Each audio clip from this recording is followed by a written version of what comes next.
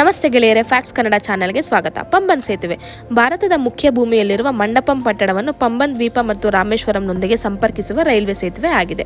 ಈ ಸೇತುವೆ ಸುಮಾರು 2.6 ಕಿಲೋಮೀಟರ್ಗಳಷ್ಟು ಸಮುದ್ರದಲ್ಲಿ ಹರಡಿದ್ದು, ಈ ಸೇತುವೆಯ ಮಧ್ಯಭಾಗದಲ್ಲಿ ಹಡಗು ಹಾಗೂ ನಾಡದೋಣಿ ಹಾದು ಹೋಗುವುದಕ್ಕೆ ಎರಡು ಕಡೆಗಳಲ್ಲಿ ತೆರೆದುಕೊಳ್ಳುವ ಬಾಸ್ಕುಲ್ ವಿಭಾಗವನ್ನು ಹೊಂದಿದೆ. ಅಂದರೆ ಈ ಬಾಸ್ಕುಲ್ ರೈಲು ಬಂದಾಗ ರೈಲು ಚಲಿಸಲು ಸಮಾನಾಂತರವಾದ ಅಳಿಗಳನ್ನು ಜೋಡಿಸುತ್ತದೆ. ರೈಲು ಇಲ್ಲದ ಸಮಯದಲ್ಲಿ ಇದನ್ನು ಮೇಲಕ್ಕೆ ಎತ್ತಿ ಹಡಗು ಹಾಗೂ ಸಣ್ಣ ದೋಣಿಗಳು ಓಡಾಡಲು ಅನುವು ಮಾಡಿಕೊಡುತ್ತದೆ. 1914ರಲ್ಲಿ ಈ ಸೇತುವೆ ಉದ್ಘಾಟನೆಯಾಯಿತು. ಅಂದಿನಿಂದಲೂ 1988ರವರೆಗೆ ರಾಮೇಶ್ವರಕ್ಕೆ ಸಂಪರ್ಕ ಕಲ್ಪಿಸುವ ಮುಖ್ಯ ಕೊಂಡಿಯಾಗಿತ್ತು. 1988ರಲ್ಲಿ ರಾಮೇಶ್ವರಕ್ಕೆ ರಾಷ್ಟ್ರೀಯ ಹೆದ್ದಾರಿ 49 ವಿಸ್ತರಿಸಲಾಯಿತು. ಈ ರಸ್ತೆಯಲ್ಲಿ ಸೇತುವೆಯನ್ನು ಅಣೈ ಇಂದಿರಾ ಗಾಂಧಿ ಸೇತುವೆ ಎಂದು ಕರೆಯಲಾಯಿತು. ಇದನ್ನು 2 ಅಕ್ಟೋಬರ್ 1988ರಲ್ಲಿ ಅಂದಿನ ಪ್ರಧಾನಿ ರಾಜೀವ್ ಗಾಂಧಿರವರು ಉದ್ಘಾಟಿಸಿದರು. ಈ ವಿಷಯ ನಿಮಗೆ ಇಷ್ಟವಾದಲ್ಲಿ ನಮ್ಮ ಫ್ಯಾಕ್ಟ್ಸ್ ಕನ್ನಡ ಚಾನೆಲ್ನ ಸಬ್ಸ್ಕ್ರೈಬ್ ಮಾಡಿ, ಶೇರ್ ಮಾಡಿ, ಲೈಕ್ ಮಾಡಿ, ಫಾಲೋ ಮಾಡಿ. ಜೈ ಹಿಂದ್.